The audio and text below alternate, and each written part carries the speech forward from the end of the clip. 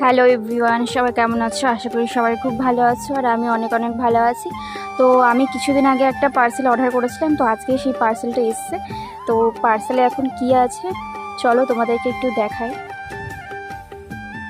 পার্সেলে আমি বোনের জন্যই একটা ড্রেস অর্ডার করেছিলাম, যেহেতু বোনের সামনে 1 সেপ্টেম্বর বোনের বার্থডে আছে, সেই জন্য একটা ড্রেস অর্ডার করেছিলাম, যেটা বোন নিজেও জানে না। বোনকে একটা সারপ্রাইজই বলতে পারো। বোনকে দিয়ে ওই জন্য পার্সেলটা আমি খোলাবো।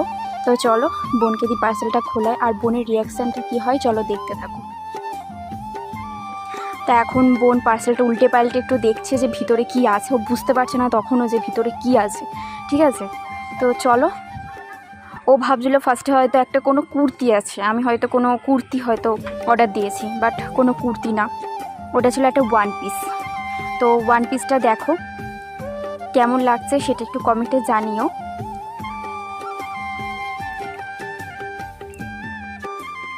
ও বলছে আমি ফার্স্টে ভেবেছিলাম হয়তো একটা কুর্তি, আর ও নিজেও জানে না, ওর জন্য আমি একটা সারপ্রাইজ গিফট মানে এরকম অর্ডার করেছি, ও কিছুই জানে না। তো ও খুব খুশিও হয়েছে, ও বলছে খুব পছন্দ। ও যেহেতু চেয়েছিল এরকমই একটা কিছু ও কিনবে, মানে ওর ওয়ান পিস খুব ভালো লাগে, তো ও ভেবেছিল যে একটা ওয়ান পিসও অর্ডার করবে, কিন্তু আমি এভাবে দিয়ে দিয়েছি হঠাৎ করে। ও সেটা বুঝতে পারিনি, ও খুব খুশি হয়েছে, ওই জন্য মানে ওটা গায়ে দিয়ে সাথে সাথে আয়না দেখতে চলে গেছে। তো আয়নাতে নিজেকে দেখছে কেমন লাগছে। তো দেখো গাইস কীরকম করছে আয়নার সামনে। তো ওর খুব পছন্দ হয়েছে। তা আমি ওকে বলছি যে তোর পছন্দ হয়েছে তাহলে আমাকে তো একটু জড়িয়েও ধরতে পারিস, এত সুন্দর একটা গিফট করলাম। ও জামা নিয়ে ব্যস্ত, এখন নাচ করছে কীরকম, খুব খুশি হয়েছে।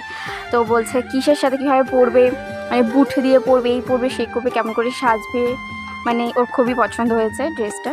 আমি ভাবতে পারিনি যে ওর পছন্দ হবে। আমার চয়েসে আমি অর্ডার দিয়েছিলাম, তো আমি হোস্টেলে থাকাকালীনই এটা অর্ডার দিয়েছিলাম, তো আজকেই এসছে পার্সেলটা।